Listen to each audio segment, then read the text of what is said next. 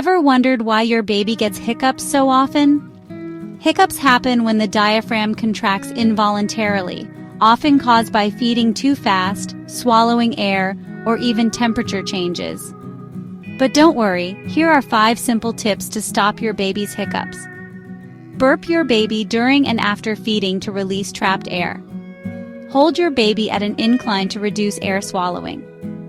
Sucking relaxes the diaphragm and can stop hiccups.